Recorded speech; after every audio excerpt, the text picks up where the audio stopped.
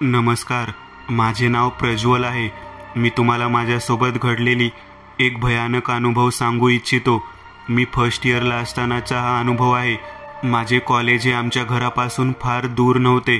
फक्त कॉलेज आणि माझ्या घराच्या मध्ये 15 मिनिटांचे अंतर होते। आणि कृष्णा नदीवरचे पूल, मी सांगलीत राहतो, त्या पुलाचे नाव आर्यवीन पूल असे नाव आहे। त्या पुलाला भारत स्वतंत्र व्हायच्या आधी इंग्रजांनी बांधलेले होते आणि आज देखील ते चालू आणि भक्कम आहे। माझ्या मित्राच्या घरी वास्तुशांती होती आणि मीही तिथेच होतो। माझ्या मित्राचे घर बरोबर कॉलेजच्या मागच्या बाजूस होते। आज मित्राच्या घरी वास्तुशांती होती म्हणून त्या दिवशी सकाळपासून आम्ही सर्व मित्र एकत्र होतो। सगळी कामे आम्ही करत होतो, तसेच मज्जा मस्ती देखील चालू होती। कार्यक्रम आवरायला संध्याकाळ झाली आणि सर्व कामे आवरण्यासाठी आम्हाला रात्र झाली। रात्री 10 पर्यंत आमची कामे आवरली होती आणि माझे थोडे मित्र रात्र झाल्यावर निघून गेले। आता फक्त मी आणि माझे 2 मित्र राहिलो होतो। त्यामध्ये एक मित्र तिथेच राहत असल्यामुळे त्याला काही गडबड नव्हती निघण्याची। आज 11:30ला मीही निघालो आणि जाताना मित्राची आई म्हणाली, पुलावरून जात आहात, सांभाळून जा, नाहीतर एक काम करा, भारतलाही तुझ्यासोबत घेऊन जा। मी त्यांना म्हणालो, काकू कशाला त्याला मला सोडण्यासाठी सांगत आहात? तो आधीच दमला आहे, त्याच्या घरात वास्तुशांती कार्यक्रम आहे, म्हणून मी त्याला हातभार लावण्याकरिता आलो होतो। तरी देखील भारतची आई म्हणाली, तू याला घेऊन जा। भारतही म्हणाला, चल रे भावा, किती लांब आहे तुझे घर? सोडून येतो माझ्या गाडीवरून, 10 मिनिटात लगेच। तर मीही हो म्हणालो आणि आम्ही दोघे निघालो। हळूहळू आम्ही पुलाच्या दिशेकडे जात होतो। तसे आमच्या नशिबी काय लिहून ठेवले आहे ते आम्हाला माहीत नव्हते। आमच्या पाठीमागून भरधाव वेगाने एक रिक्षा वाकडी तिकडी जाऊ लागली। अचानक ती कधी पुढे कधी मागे करत होती। ती रिक्षा आमच्या गाडीला कधी घासून जात होती। आम्ही त्या रिक्षावाल्याला 4 शिव्या दिल्या। नंतर तो आमच्या समोरून पुढे गेला तेव्हा आम्हाला दिसले की तो रिक्षावाला दारू पिऊन रिक्षा चालवत होता। रिक्षा पुढेच होती आमच्या आणि आम्ही रिक्षाच्या मागे होतो। आम्ही गाडीची स्पीड कमी ठेवली होती कारण आम्हाला त्या रिक्षावाल्याशी भांडणे नको होती। आणि अचानक त्याने एका कच्च्या रस्त्याला आपली रिक्षा घातली आणि आम्ही सुटकेचा निश्वास घेतला। तो आता कुठे दिसत नव्हता। आम्ही दोघे पुढे निघालो। आम्ही आता आर्यवीन पुलाच्या जवळ पोहोचलो होतो। पुलावर आम्ही चढणार तेवढ्यात तो रिक्षावाला आमच्या पाठीमागून भरधाव वेगात आला आणि शिव्या देत पुढे निघून गेला। आम्हाला कामाचा थकवा आणि झोप येत असल्यामुळे आम्ही आता त्याच्याकडे दुर्लक्ष केले, पण मीने त्याच्या गाडीचा नंबर फोनवर टाईप करून ठेवला। पुलावर जाताच आम्हाला ती रिक्षा दिसली आणि आम्ही पाहिले, एक स्त्री एका लहान मुलाला घेऊन त्या नशेत असलेल्या रिक्षा चालकाच्या रिक्षात बसत होती। आम्ही आमच्या गाडीचा स्पीड वाढवून त्या रिक्षापर्यंत जाण्याचा प्रयत्न केला। जोरदार हाका देखील मारल्या, पण त्या दोघांनाही त्या आम्ही मारलेल्या हाका ऐकायला गेल्या नाहीत। आम्ही थोडा उशीर केला तोवर ती बाई आणि तिचं छोटं मूल त्या रिक्षात बसले होते। पुढे कोणता अपघात होऊ नये म्हणून आम्ही गाडीचा वेग वाढवला आणि रिक्षाचा पाठलाग करत होतो। रिक्षा जवळ येताच मी त्या बाईला जोरात ओरडून सांगत होतो की हा रिक्षावाला दारू पिऊन गाडी चालवत आहे, या गाडीतून उतरा। पण आमचा आवाज त्या बाईला ऐकायला जात नव्हता का काय आम्हाला कळेना। आम्ही एवढ्या हाका मारल्या पण त्या बाईला व त्या रिक्षावाल्याला काही कसं ऐकू येत नाही आहे हे कळत नव्हतं। एवढ्यात माझे लक्ष रिक्षावाल्याकडे गेले। भीतीने त्याची दातखिळी बसली होती। तो दगडाच्या पुतळ्यासारखा रिक्षा चालवत होता। रस्ता सरळ होता म्हणून बरे। त्या रिक्षावाल्याला बघून मी घाबरलो आणि पाठीमागे बसलेल्या बाईकडे बघणार तोवर माझ्या मित्राच्या तोंडून आवाज निघाला, प्रज्वल, आपण अजून पूल उतरला नाही आहे। हे ऐकून मला घाम फुटला आणि मीही ते दृश्य बघितले आणि घाबरलो, कारण जो पूल साधा 400 मीटर देखील नव्हता तो आज एवढा लांब वाटत होता की अजून आम्ही पुलाच्या सुरुवातीच्या ठिकाणी होतो। ज्या पुलाला पार करण्यासाठी 3 ते 4 मिनिटे लागतात त्यावर आज 15 मिनिटे अजून त्या पुलावरच आम्ही दोघे अडकलो होतो। मी भारतला सांगितले की त्या रिक्षावाल्यापाशी चल। रिक्षा आता मंद गतीने पुढे चालली होती। मी आणि भारत त्या रिक्षाजवळ पोहोचलो आणि पाठीमागे बसलेल्या बाईकडे मी आणि भारतने पाहिले आणि आमची दातखिळी बसली. आम्ही पाहिले ती बाई नसून एक चेटकीन होती. हिरवे मोठे डोळे, फोडे उठलेले नाक, धारधार नखे आणि चेहऱ्यावर विचित्र हसू. त्यातून दिसणारे तिचे सुळ्यासारखे दात, गळत आणि सुरकुतलेली त्वचा, अशी ती भीतीदायक दिसणारी हाडळ आमच्या समोर त्या रिक्षात बसली होती. तिचे छोटे मूल आम्हाला बघता आले नाही. अचानक ती रिक्षा आमच्या गाडीच्या पुढे निघून गेली आणि आम्ही तिच्याकडे पाहत राहिलो. आणि त्यानंतर जे आम्हाला दिसले ते आम्ही आजपर्यंत विसरू शकलो नाही. आम्ही रिक्षावाल्याला आवाज देऊ लागलो आणि त्याने बहुतेक आमचा आवाज ऐकला वाटतं, कारण त्या रिक्षाचा वेग वाढला आणि ती रिक्षा बरोबर पुलाच्या मधोमध येऊन वेगात पुढे जात होती. आम्ही त्या रिक्षाच्या थोड्या अंतरावर होतो. तेवढ्यात आम्ही पाहिले की रिक्षामधून 2 पाय, रिक्षाच्या दोन्ही दरवाजातून ते पाय बाहेर आले आणि लांब होऊन ते पाय पुलाच्या बाजूला असलेल्या प्रोटेक्शन ग्रिलला चिटकले आणि रिक्षाचा वेग कमी करू लागले. ते पाय घासत असताना त्या पायातून रक्त पडत होते आणि चित्रविचित्र इवळण्याचा आवाज आम्हाला येत होता. रिक्षा आपले जोर लावत होती. वेग एवढा होता की रिक्षाच्या मागच्या चाकातून धूर येत होता, पण ती आता पुढे जात नव्हती. अचानक त्या चेटकिनीने तिचे पाय परत आत घेतले आणि रिक्षा भरधाव वेगात पुलाच्या खालच्या दिशेला गेली. आम्हीही तिथे पोहोचलो आणि मी त्या रिक्षाकडे जात होतो. तेवढ्यात माझा मित्र म्हणाला, नको जाऊ तिकडे, मला फार भीती वाटत आहे.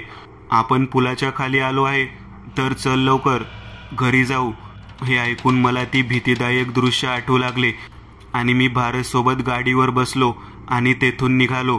पुलावरनं खाली आल्यावर एक मारुतीचे मंदिर होते. आम्ही पूल उतरणारच होतो. तेवढ्यात आम्हाला एक लहान मूल रस्त्याच्या मधोमध रांगत असताना दिसले. तेही दिसायला फार विद्रूप आणि किळसवाने भयानक होते.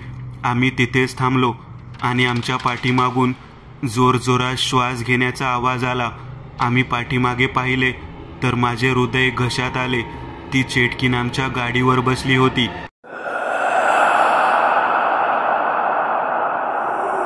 तिच्या तोंडाचा नदीवरच्या मेलेल्या माशासारखा वास येत होता. तेवढ्यात मी भारतकडे पाहिले तर तो माझ्यापेक्षा जास्त घाबरला होता. अचानक गाडीवरचा तोल जाऊन आम्ही पडलो. तेव्हा माझ्या कानावर आवाज आला, मी कोणाला नाही सोडणार.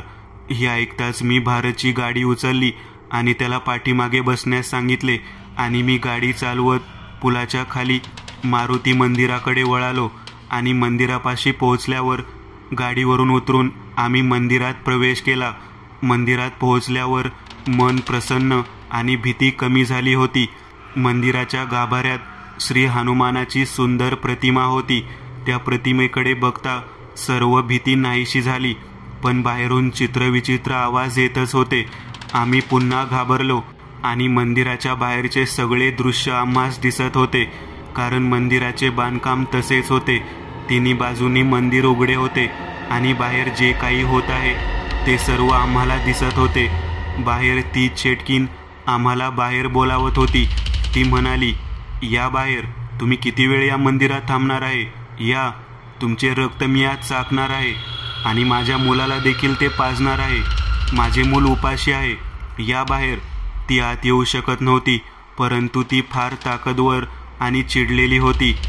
तिने तिचा एक हात आकाशाकडे वर केला आणि काहीतरी म्हणाली. तसे माझ्या मित्राच्या शरीराची विचित्ररित्या हालचाल होऊ लागली आणि मंदिरात निश्चित होऊन पडला. मी त्याला पाहण्यासाठी गेलो आणि त्याने माझा गळा धरला आणि मला हवेत उचलले व बाहेर टाकण्याचा प्रयत्न करू लागला. जोराचा वारा सुटला. अचानक मंदिराच्या घंट्या वाजू लागल्या. वातावरण बदलले आणि विजा कडकड करू लागल्या. मंदिराच्या गाभाऱ्यातून एक ज्योत बाहेर पडली आणि भारतच्या शरीरावर लागली. भारत जमिनीवर कोसळला आणि त्याची शुद्ध हरपली.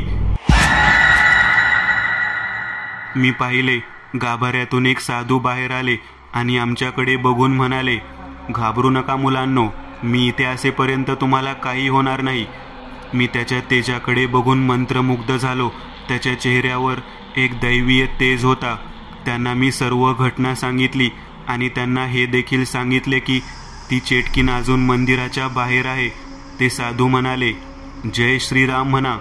आणि मी त्या चेटकीने बघून येता असे म्हणून ते साधू मंदिराच्या बाहेर गेले आणि मंदिराभोवती धुके पसरले. त्या धुक्यात धूप पेटवतो तसा वास येत होता. चोहीकडे सुगंध दरवळत होता. मी भारतला उठवले आणि जय श्रीराम म्हणायला सांगितले आणि मी देखील जय श्रीराम म्हणू लागलो. तसे बाहेरून त्या चेटकिनीचा आक्रोश करण्याचा आवाज आला. त्या धुक्यातून आम्ही पाहिले एक दिव्य प्रकाश त्या चेटकिनीच्या दिशेने गेला आणि नंतर ती चेटकीन दिसेनाशी झाली. थोड्या वेळात तेथील धुके ओसरले आणि ते साधू आमच्या समोर आले आणि म्हणाले, त्या चेटकिनीचा नाश झाला आहे, तुम्ही आता घरी जाऊ शकता. हे ऐकून आम्हाला फार आनंद झाला. आम्ही त्या साधूंच्या पाया पडून घरी निघालो. घरी पोहोचल्यावर मी भारतला बोललो की आज तू इथेच थांब, उद्या सकाळी आपण दोघे तुझ्या घरी जाऊ. भारतच्या आईला माझ्या बाबांनी फोन करून हे कळवले आणि तो रात्री माझ्या घरीच थांबला. सकाळी मी आणि भारत दोघेही आवरून त्याच्या घरी जाण्यासाठी निघालो. तसेच त्या मंदिरातही जाऊन यावे आणि त्या साधूंचा परत आशीर्वाद घेणे होईल असे म्हणून आम्ही मंदिरात पोहोचलो. आणि तिथे पोहोचल्यावर आम्हाला त्या मंदिराचे पुजारी दिसले. आम्ही त्याच्याकडे जाऊन काल रात्री जे साधू इथे होते ते कुठे आहेत हे विचारले.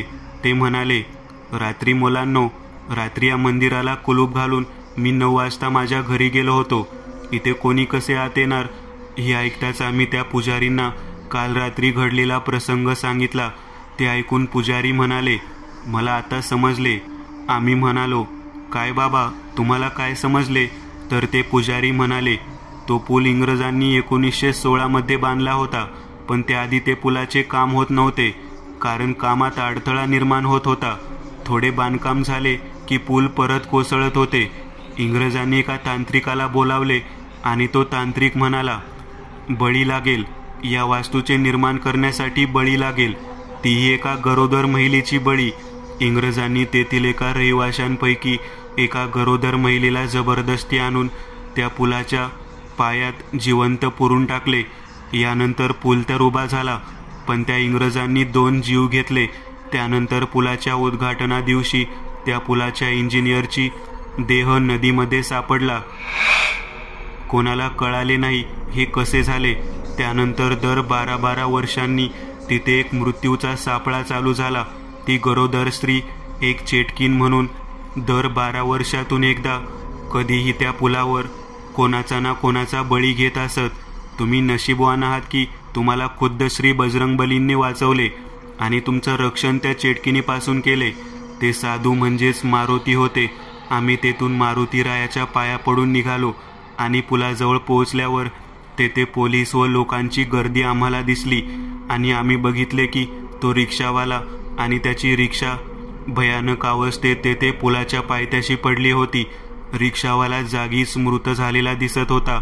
लोक आणि पोलीस बोलत होती की दारू पिऊन गाडी चालवण्याने त्याचा अपघात झाला, पण आम्हाला माहीत होते की कसा आणि का अपघात झाला.